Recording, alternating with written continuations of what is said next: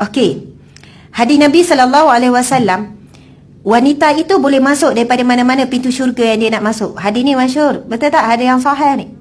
Dengan 4 syarat. Dia ada 4 syarat. Yang pertama, Nabi sebut apa dia?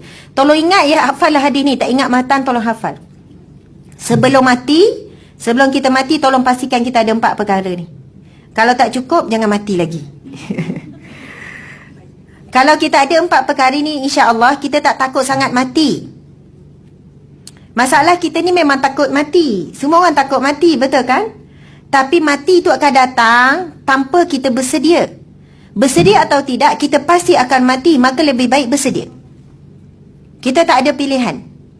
Jadi 4 perkara ni kita cuba cek. Yang pertama Nabi sebut, yang wanita solehah itu yang boleh masuk mana-mana pintu syurga yang dia nak masuk, yang pertama adalah dia menjaga solatnya.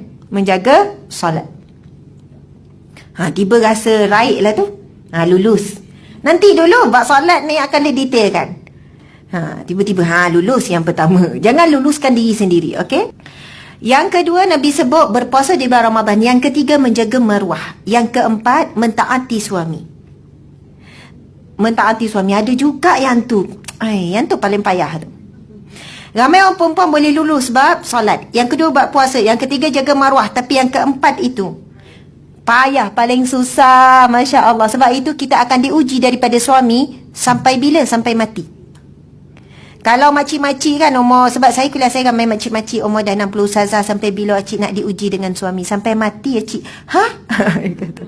Sampai mati. Takkan dia macam tu sampai mati. Sian cik. Saya kata cik, tak apalah kita diuji sampai mati. Sampailah kita dicatat oleh Allah sebagai as-sabirin, orang-orang yang sabar. Mati sebagai orang yang sabar, itulah orang yang paling beruntung. Sebab para penghuni syurga Allah paling ramai di kalangan as-sabirin. As-sabirin ni siapa? Para nabi, para wali Allah, semua orang-orang yang sabar. Wahai para wanita, para jemaah sekalian, diri kita sangat istimewa apabila Allah jadikan kita sebagai wanita. Allah meletakkan kita boleh masuk mana-mana pintu syurga Allah dengan 4 perkara tadi, dan Allah ikat dengan suami tu. Sebab apa? Daripada suamilah pahala sabar kita.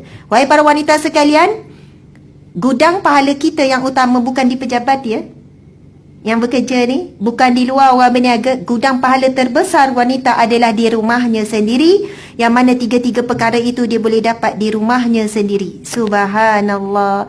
Jangan kita melihat suami yang menguji sabar kita, tapi kita lihat Allah yang menguji kita, suami perantaraan. Jangan kita lihat anak yang menguji sabar kita, yang uji kita sebenarnya Allah, anak perantaraan. Sebab itu hadis Nabi SAW, Nabi bersabda, apabila hamba-Ku diuji, Aku akan mengutuskan bersama ujian tersebut malaikat bersamanya. Dan aku akan bertanya, ini hadis qudsi ya. Dan sekiranya hamba-Ku itu terima dengan redha dan sabar, dia berhak mendapat redha-Ku, yakni syurga Allah. Tetapi sekiranya hamba-Ku menerima ujian itu dengan marah, dia juga akan mendapat kemarahan-Ku. Masya Allah. Setiap kali apa yang berlaku, anak tumpahkan air, Allah sedang test kita. Tapi kita rasa anak tu yang test kita. Menguji sungguhlah budak ni. Kita sebut macam tu. Menguji sungguhlah. Awak ni sangat menguji sabar saya lah. Sebab itu bila kita nampak suami yang menguji kita, kita marah sangat pada suami. Kita lupa di sebalik itu Allah yang sedang menguji kita. Jadi tipsnya, sebab ini dah sedar sikit, betul tak? Dah sedar sikit. Jadi satu ceramah itu takkan sempurna kalau sedar-sedar lepas tu terpengung. Macam mana nak buat ni? Saya sudahi, tadi penutup, sudahi dengan firman Allah Subhanahu Wa Taala. Auzubillahi minasyaitanirrajim. Ini tips ni. Allah bagi ujian, Allah tak akan tinggalkan kita saja-saja. Allah sendiri yang bagi tips ni. Allah sendiri bagi kaedah. Kalau kamu diuji, kamu patut buat apa? Auzubillahi minasyaitanirrajim. Bismillahirrahmanirrahim. Alladzina idza asabatuhum musibatun qalu inna lillahi wa inna ilaihi raji'un. Ulaika alaihim salawatum min rabbihim. Sadaqallahul azim. Yang bermaksud apabila hamba-Ku ditimpa musibah lalu mengucapkan inna lillah wa inna ilaihi raji'un, ulaika alaihim salawatu min rabbihim, mereka itulah yang akan mendapat salawat, yakni rahmat, pertolongan daripada Allah. Masya Allah. Iaitu bila kita ditimpa apa-apa ujian ya, para jemaah sekalian, ucaplah inna lillah wa inna ilaihi raji'un. Maksud dia apa? Inna lillah, ini datang daripada Allah, wa inna ilaihi raji'un, dan sesungguhnya semua ini dikembalikan kepada Allah. Percaya ke tak percaya ke, buat saja. Apa pun berlaku lepas ni, tiba-tiba bos bagi 5 bertimbung, inna lillah wa inna ilaihi raji'un. Faham tak? Bos pun dengar. Kenapa awak doakan saya mati ke? Sebab ramai kita tak faham maksud inna lillah ni. Dan ini sebenarnya orang Melayu kita je innalillah dengan khabar kematian. Sebenarnya kalau orang Arab innalillah tu biasa. Ini datang daripada Allah. Tugas yang bertimbun ni datang daripada Allah. Bos ni perantaraan saja. Wa inna ilaihi raji'un, ya Allah aku serahkan kepadamu ya Allah. Tiba-tiba mudah je kerja tu. Ada orang tolong, subhanallah. Kalau kita berat, ada apa-apa ujian, lagi cepat seorang hamba menyerahkan ujian itu kepada Allah, lagi cepat pertolongan Allah itu datang. Percayalah. Anak tumpahkan air, innalillah. Sebelum marah, innalillah dulu. Ya Allah, ini datang padamu, ya Allah. Insya Allah marah juga. Bukan tak boleh marah, marah juga. Tapi marah kita berbeza.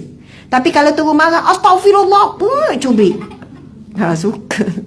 Astaghfirullah, tapi cubit. Itu bukan istighfar tu. Syaitan pun gelak. Itu bukan istighfar. Kita sebut dulu, innalillah. Air yang tumpah ini datang daripada Allah, wa inna ilaihi raji'un.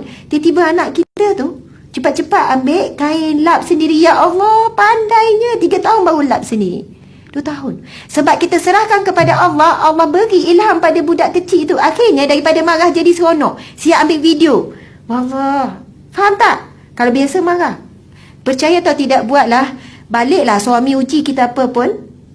Ada gelas tak basuh, innalillah wa inna ilaihi raji'un. Kita pun basuh.